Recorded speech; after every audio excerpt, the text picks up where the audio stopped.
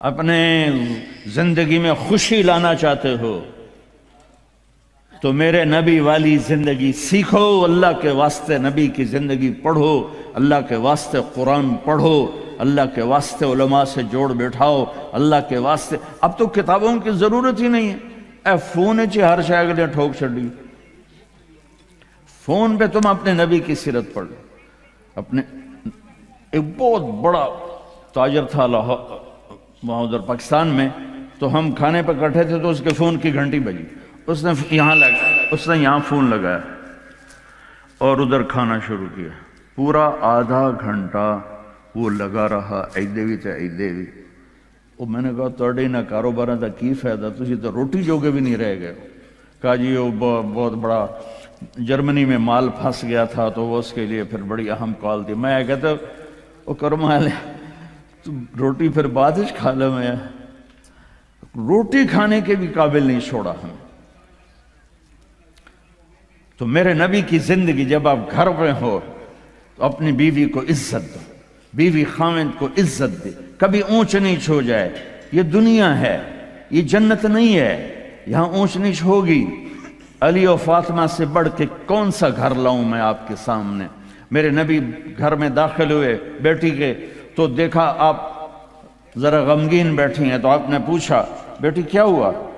کہ جی میرا اور علی کا جھگڑا ہو گیا۔ تو آپ نے فرمایا علی کدھر ہے؟ کہا جی باہر نکل گئے۔ تو اب یہ نہیں آپ نے کہا کہ میں تو سسر ہوں، میں کیسے کہوں میں اپنے داماد کو ڈھونڈوں۔ آپ خود ڈھونڈنے نکلے، کسی سے نہیں کہا کہ جاؤ علی کو بلاؤ۔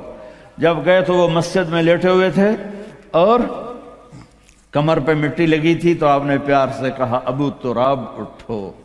یہ ٹائٹل آپ کو ہمارے نبی نے دیا، ابو تراب اٹھو۔ ان کو اٹھایا، کچھ نہیں کہا، ساتھ لائے اور گھر میں آ گئے۔ کچھ نہیں پوچھا کیا جھگڑا تھا، کیا لڑائی تھی۔ ہماری طرف دیہاتوں میں پنچایتیں ہوتی ہیں نا جھگڑے، تو وہ پوچھنے والے ہور لڑا کے کم ہور بکھا دیں دن۔ ہاں بھئی تو کی آکھیا، ہاں بھئی تو کی آکھیا، اسے کہے تو میں آکھیا نہیں، اسے کہا تو آکھیا، اسے کہے تو میں آکھیا نہیں، اسے کہا تو آکھیا۔ بھئی تھی لڑائی ہو کے صلح دی بجائے ہو لڑائی ہو جاندی۔ میں قربان جاؤں، میرے نبی تشریف لائے اور آپ نے ایک لفظ نہیں بولے، اور آ کر آپ ایسے نا لیٹ گئے، زمین پر لیٹ گئے، زمین پر۔ ادھر حضرت علی کو لٹایا، ادھر حضرت فاطمہ کو لٹایا۔ اب مجھے دیکھنا، یہ ہاتھ علی کا پکڑ کے یہاں رکھا، ادھر سے بیٹی کا ہاتھ پکڑ کے یہاں رکھا علی کے ہاتھ پر، یہ دیکھ رہے ہو، اوپر آپ نے اپنا ہاتھ رکھا۔ اب یہ علی کا ہاتھ، یہ فاطمہ کا ہاتھ، یہ میرے نبی کا، اور کہا تم دونوں بولو ہماری صلح ہو گئی۔ کچھ نہیں پوچھا کیا ہوا، بکا تم کو ہماری صلح ہو گئی۔ تو دونوں نے کہا یہ ہماری صلح ہو گئی۔ تو آپ اتنے خوش نکلے کہ صحابہ بھی آپ کے چہرے کی خوشی کو دیکھ کر پوچھنے لگے یا رسول اللہ آپ تو بڑے خوش نظر آ رہے ہیں۔ تو آپ نے فرمایا میں علی و فاطمہ کی صلح کرا کے آ رہا۔ تو اس سے اونچا گھر اور کہاں سے میں دکھاؤں گا آپ کو؟ یہ دنیا ہے، اللہ کے واسطے اپنی اولاد کے لیے، اپنے لیے، اپنے گھروں کو خوبصورت بناؤ نبی والے اخلاق کے ساتھ، نبی والی محبت کے ساتھ۔ میں کیا سناؤں آپ کو؟ آپ نے حضرت عائشہ سے فرمایا عائشہ سنو، دھیان سے سنو، اظہار محبت، اظہار محبت۔ اب نے کہا عائشہ مجھے جب سے پتا چلا ہے کہ تو جنت میں میری بیوی ہے، مجھے موت ہی اچھی لگنے لگ گئی۔ اور عربوں کے ماحول میں، عرب کے ماحول میں کوئی یہ کہتا مجھے بیوی سے عشق ہے تو عیب سمجھتے تھے، اور کوئی کہتا میری محبوبہ ایسی تو کہتے واہ واہ۔ یہ عرب کا ماحول تھا، جیسے یہاں گرل فرینڈ کا بوائے فرینڈ کا چل گیا ہے۔ اللہ ہمارے بچوں کو پاک دامنی نصیب فرمائے۔ تو عرب اس میں نا کوئی نہیں جھجکتے تھے، کھلم کھلا۔ وَهَلْ تَبْكِينَ، اپنے لیلا مجنوں کا نام تو سنا ہوا ہے، یہ صحیح لوگ ہیں، ساڑھے ہیر رانجے تو سارے کوڑے قصے ہیں۔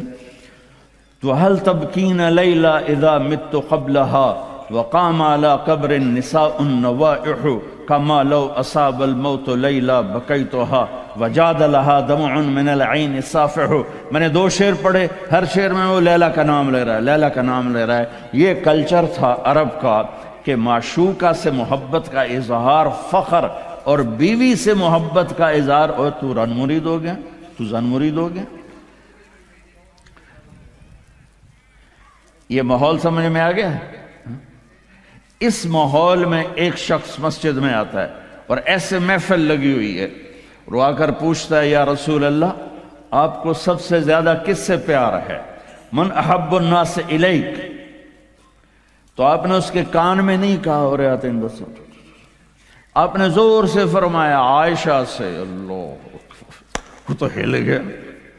آپ نے کہا عائشہ سے. اس کو تو توقع نہیں تھی. تو گھبرا کے کہنے لگا یا رسول اللہ میرا یہ مطلب نہیں تھا، میرا مطلب تھا مردوں میں کس سے زیادہ پیار ہے. تو وہ آپ نے کہنا تھا ابو بکر سے. تو آپ نے ابو بکر نہیں کہا، آپ نے کہا عائشہ کے ابا سے. عائشہ کا نام دوبارہ لیا. انہوں تھوڑا جا پانی پیوا مناسب. اپنے گھروں کو آباد کرو محبت کے بول سے، محبت کے رویوں سے، محبت کی باتوں سے درگزر کرو، برداشت کرو. یہ میرے نبی نے زندگی سکھائی ہے. حضرت عمر کا فرمان ہے ما اکرمہن الا الکریم وما اہانہن الا اللئیم. بیوی کو وہ عزت دیتا ہے جو شرافت والا ہوتا ہے، اور بیوی کو وہ ذلیل کرتا ہے جو کمینہ ہوتا ہے. اتنا سخت لفظ کہیں نہیں استعمال ہوا کہ کمینہ آدمی بیوی کو ذلیل کرتا ہے اور شریف آدمی بیوی کو عزت دیتا ہے. تو میرے بھائی بہنوں، اللہ کے واسطے میری فریاد سنو. تمہارے گھروں کی خوبصورتی میرے نبی کی غلامی میں ہے.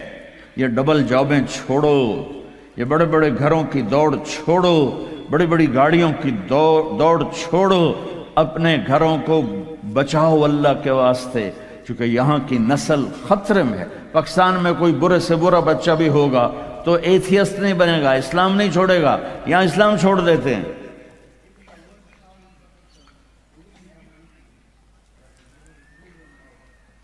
میں آپ کو اپنے گھر کی بتا رہا تھا. ایک بچہ مجھے ملنے آیا، کہنے لگا جی میں نے پورے پاکستان میں ٹاپ کیا ہے ایف ایس سی میں، اور کنگ جو ٹاپ کرتے ہیں وہ کنگ ایڈورڈ میڈیکل یونیورسٹی میں جاتے ہیں. تو 2 دفعہ میں خودکشی کی کوشش کر چکا ہوں. پلز کھائیں، گولیاں، لیکن وہ زندگی تھی بچ گیا.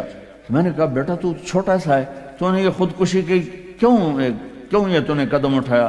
کہا جی میرے امی اور ابو اتنا لڑتے ہیں کہ ڈسہارٹڈ ہو کر میں 2 دفعہ خودکشی کی کوشش کر چکا. ماں اور باپ کی لڑائی نے اتنے بریلینٹ قابل بچے کو مرنے پر مجبور کر دیا. کوئی بھوک نہیں تھی، سوکھے تھے، اچھے خوشحال گھرانہ تھا، لیکن خامد بھی بد زبان، بیوی بھی بد زبان، تو بچے خودکشی پہ آ گئے. بھائیو اگر آپ اپنے آپ کو خوبصورت بنانا چاہتے ہو، دیکھو میں ہاتھ جوڑتا ہوں، سب دیکھو، اس زبان پہ قابو پالو. یہ زبان خوبصورت ہو گئی، دل جڑ جائیں. یہ چند روزہ زندگی ہے. میرے نبی کی 2 سنتیں لے لو. ایک زبان پہ قابو، یہ اس زبان پہ قابو پالو، اس زبان پہ قابو پالو، اس زبان پہ قابو پالو، تو آپ کے گھروں کے 90% مسائل ختم ہو جائیں گے. اور دل کو سب سے صاف رکھو، اور اپنے ایک دوسرے کا ہاتھ بٹھاؤ. اپنے بچوں کو اپنی دولت سمجھو، ان کو یہاں اچھا مسلمان بنا کے چھوڑو. اب یہ نسل یہاں رہنے والی ہے، واپس نہیں جائے گی. نہ تم جاؤ گے نہ تمہاری نسلیں جائیں گی. ایک پٹھان کوئی بیٹھا ہو تو پہلے معافی مانگتا ہوں. تو ایک پٹھان کا خرگوش گم ہو گیا، تو لوگوں نے افسوس کیا کہ خان جی آپ کا تو خرگوش گم ہو گیا. تو وہ کہنے لگا ارے بھائی غم نہ کرو، ہم نے اس کو نسوار کھلایا ہوا ہے، جب نشہ ٹوٹے گا ہمارے پاس ہی آئے گا. تو تمہیں آسٹریلیا کی نسوار لگی ہے، تم پاکستان واپس جاؤ گے؟ نہیں جاؤ گے، ادھر ہی رہو گے۔ لہذا یہاں اس طرح زندگی سیکھو کہ آپ کی نسلیں اسلام پہ باقی رہیں۔